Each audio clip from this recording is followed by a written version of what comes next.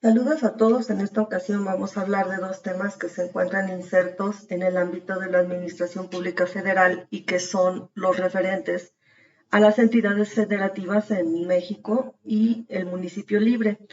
Ambos se encuentran insertos en esta globalidad de la Administración Pública Federal, ya que constituyen justamente algunos de los elementos de la federación. Es por eso que vamos a comenzar por establecer y delimitar qué es una federación. Por su etimología proviene de federare, que significa unión. Entonces podemos entender a la federación como una agrupación institucionalizada de entidades sociales que son relativamente autónomas. Ahorita vamos a ver por qué se hace esta mención de que esa autonomía es relativa. Generalmente se asocia a la conformación de estados que se conforman por la reunión de varias entidades territoriales y políticas, y también se suele denominar Estado federal o República Federal. Generalmente tiene un sistema político que es republicano y excepcionalmente monárquico. En un sistema federal, entonces, los miembros deciden que van a acotar sus márgenes de soberanía, de autonomía y de libertad. Al mismo tiempo, aceptan introducir normas que se imponen al conjunto de los asociados. De acuerdo con Bobbio, se trata de un instrumento político que permite establecer relaciones pacíficas entre los estados y garantizar al mismo tiempo la autonomía mediante su subordinación a un poder superior que se conoce justamente como federación, aunque limitado. Este régimen se sustenta en el principio de supremacía de la Constitución, que como ustedes recordarán se refiere a que el ordenamiento legal máximo o de mayor jerarquía en un Estado soberano es justamente la Constitución. Es por eso que el federalismo tiene bases constitucionales. En el caso de nuestro país, el artículo 40 establece: es voluntad del pueblo mexicano constituirse en una república representativa, democrática, federal, compuesta de estados libres y soberanos en todo lo concerniente a su régimen interior, pero unidos en una federación establecida de acuerdo con los principios de esta ley fundamental. Aquí está entonces ese principio del federalismo a través del cual se organiza nuestro gobierno y que tiene que ver, como ya lo mencionábamos hace unos momentos, con las entidades autónomas. Bueno, la Constitución menciona que son soberanas, pero ahorita vamos a ver que, bueno, esta soberanía no es tal, es más una autonomía y que, les decía, el elemento de la soberanía y la unión de estos estados libres. Por lo que hace a la Constitución del Estado de México, establece en el artículo 1 que este es integrante de la Federación de los Estados Unidos Mexicanos y que es libre y soberano en lo que concierne a su régimen interior. Les decía que existe una distinción importante entre la soberanía y la autonomía. Estas entidades que forman federaciones pueden ser autónomas o pueden ser soberanas de acuerdo a cómo lo organice su propia constitución. En un plano macropolítico, las federaciones se componen por divisiones territoriales que se autogobiernan. En muchas ocasiones se les llama estados, hay países en donde se les llama cantones, provincias, regiones, pueden tener cualquier otra denominación. Lo importante es que estas entidades gozan de un mayor o menor grado de autonomía, pero tienen facultades de gobierno o de legislación sobre determinadas materias que son distintas a las de la federación. El estatus de autogobierno de las regiones que lo componen se establece por su constitución y habitualmente no se puede alterar de manera unilateral por decisión del gobierno de la federación. Es por eso que se habla de autonomía. El sistema federal presenta ventajas La primera de ellas es que permite conservar importantes espacios de autonomía entre los miembros que lo componen, pero también otorga a un ente integrador la función de orientar al sistema en su conjunto. Esto es, un sistema federal es flexible en sus formas de coordinación para adaptarse a las características de cada uno de sus miembros integrantes. Un sistema federal es legítimo políticamente hablando a través del juego de pesos y contrapesos que genera la interacción de sus integrantes. Un sistema federal puede adaptarse a través del tiempo a nuevas prácticas entre las partes que lo componen porque por definición es un sistema moldeable que cambia, que evoluciona, que se va ajustando a las necesidades y requerimientos del momento histórico. Existen importantes diferencias entre federalismo, centralismo y confederación. La forma de gobierno federal es un punto intermedio entre confederación y centralismo. En la confederación, los Estados miembros no pierden su soberanía, tampoco la ceden, sino que pactan coordinar ciertas acciones y para esto dotan de funciones a un órgano superior que es la confederación. En el centralismo sucede lo contrario. Aquí existe una administración que conjunta o aglutina todas las funciones, todas las facultades y gobierna de manera directa o indirecta todo un territorio. Una confederación la encontramos, por ejemplo, la Confederación de Estados Independientes, que se constituyó una vez que desapareció la Unión Soviética. Un sistema central lo encontramos, por ejemplo, en Francia, donde un gobierno central controla todo el país a través de varios niveles de gobierno. Las partes que componen una federación, como comentábamos, se conocen generalmente con el nombre de estados, pero para diferenciarlos de los estados nacionales, en algunos lugares se les denomina estados federados. Estos estados se pueden considerar con cierta soberanía porque hay competencias que les quedan reservadas con exclusión del gobierno federal, como es el caso de México. Pero una federación es algo más que una alianza de estados independientes, porque los estados que forman la federación no tienen competencia en asuntos de política exterior y carecen de una consideración de independencia bajo el derecho internacional.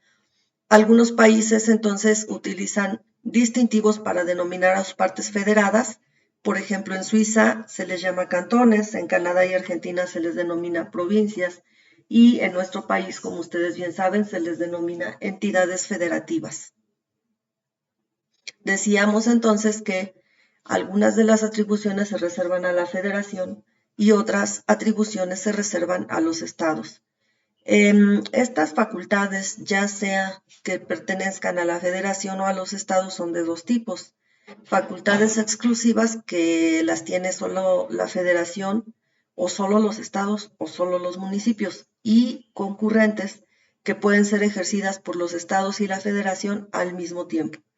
Por ejemplo, las leyes generales, como la de educación o la de salud, establecen obligaciones y derechos para los tres órdenes de gobierno. En este caso nos encontramos frente a facultades concurrentes.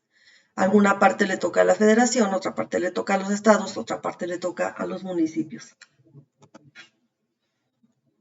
Los estados de la Federación Mexicana, de acuerdo con nuestra Constitución, son libres y soberanos, autónomos e independientes entre sí. Todas estas entidades federativas tienen la libertad de gobernarse de acuerdo con sus propias leyes, tienen una constitución propia, sin embargo, esta no debe contradecir la Constitución Federal, pero la Constitución Federal solamente abarca temas de competencia nacional. Los estados no pueden realizar alianzas con otros estados ni con ninguna nación independiente sin el permiso de la federación, con excepción hecha de los acuerdos de defensa y protección que mantengan los estados fronterizos en caso de invasión. Como los estados tienen autonomía legal, cada uno tiene sus propios códigos civil y penal y tienen su propio cuerpo judicial. En el Congreso de la Unión, las entidades federativas, que son los estados y la ahora llamada Ciudad de México, que constituye históricamente un distrito federal, son representados por 3 senadores, 2 que se eligen por sufragio universal con base en el principio de mayoría relativa, 1 que se asigna al partido que obtenga la primera minoría. Además, la federación conforma una circunscripción de la cual se eligen los 32 senadores de acuerdo con el método de representación proporcional con listas abiertas de partido. Los estados, por su parte, se dividen internamente en municipios y a su vez cada municipio posee autonomía en su capacidad para elegir a su ayuntamiento y también tiene capacidad de proveer todos los servicios públicos que requiera su población. ¿Qué debemos entender entonces por entidad federativa? Bueno, en el derecho mexicano, de acuerdo con el Diccionario Jurídico Mexicano de la Suprema Corte de Justicia de la Nación, de la autoría de Jorge Carpizo, una entidad federativa es un Estado miembro que integra parte del Estado federal. La característica esencial de la entidad federativa es que goza de autonomía y la columna vertebral de esta se encuentra en las entidades federativas, que se dan su propia constitución, que es la base y fundamento de la legislación local, y reforman su constitución siguiendo los procedimientos que ellas mismas señalan. La Constitución del Estado Federal señala en el artículo 115 la estructura política esencial de las entidades federativas, que básicamente se resume en estos puntos. Los estados deben adoptar la forma de gobierno republicano, representativo y popular. La base de la división territorial y de la organización política y la administrativa es el municipio libre. Los gobernadores no pueden durar más de 6 años en su cargo. La elección de los gobernadores y de los diputados de las entidades federativas debe ser de forma directa, es decir, que sea el pueblo quien elija a sus representantes sin necesidad de intermediarios. Los gobernadores electos en forma popular nunca pueden ser reelectos, tampoco pueden ocupar ese cargo con el carácter de interino, sustituto, provisional o encargado de despacho. Esta prohibición de reelecciones es la misma que la prohibición de reelección para el presidente de la República, como ustedes saben, por razones históricas. Se ha considerado en nuestro país que la reelección no es adecuada porque los gobernantes tienden a perpetuarse en el poder y esto ha sido históricamente pues un principio, el principio de no reelección, algo que ha sido muy respetado y que también se le ha tenido, pues digamos que ha habido mucha resistencia a que esto cambie, al menos en los poderes ejecutivos. Los gobernadores, ya sea sustituto provisional o el designado para concluir el periodo, en caso de falta absoluta, no pueden ser electos para el periodo inmediato, por lo que estábamos comentando. El gobernador constitucional de un estado debe ser ciudadano mexicano por nacimiento, nativo de él, con residencia efectiva no menor de 5 años inmediatos anteriores al día de la elección. Esto es para que conozcan los problemas y las características y las necesidades de cada estado o del estado que pretenden gobernar. Las legislaturas locales se deben integrar con un número proporcional a los habitantes de la entidad y se señala el mínimo de legisladores de acuerdo con la población, no menos de 7 en los estados que no alcancen los 400,000 habitantes, no menos de 9 en los que la población exceda de 400,000 pero no llegue a 800,000 y no menos de 11 en las que superen los 800,000. El Ejecutivo Federal y los gobernadores de los estados deben tener el mando de la fuerza pública en los municipios donde residen habitual o transitoriamente. El Congreso local debe admitir el sistema de diputados de minoría y en los municipios que tengan una población menor de 300,000 o más habitantes, se debe introducir el principio de representación proporcional en la elección de los ayuntamientos. Veíamos entonces que las entidades federativas a su vez se encuentran organizadas en municipios. El municipio no solamente como orden de gobierno, sino como base de la entidad federativa, base de su división territorial y administrativa y política. Pues bien, la Constitución política de nuestro país reconoce este tercer orden de gobierno, que es el municipal. La primera constitución que lo reconoció fue la de 1917, ya que las constituciones anteriores solamente reconocían el orden federal y el orden estatal.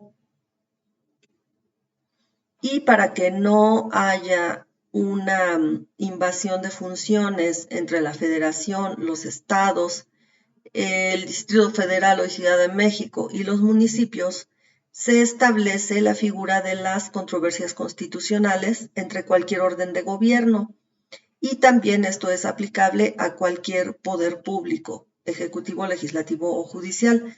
De esta manera, la Federación, los estados y los municipios tienen un medio de defensa que ayuda a que funcione el sistema federal, porque en la práctica le da validez a las facultades de cada autoridad.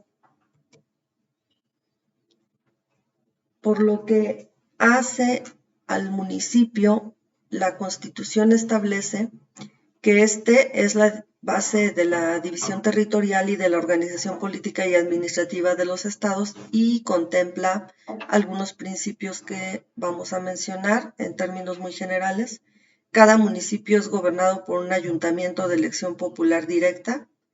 Los municipios administran libremente su hacienda. Los municipios están investidos de personalidad jurídica propia. En términos del artículo 115, al municipio se le reconoce personalidad jurídica propia, como lo acabamos de mencionar. En este sentido, y por ser la base de la organización política y administrativa de los estados, es una persona jurídica de derecho público.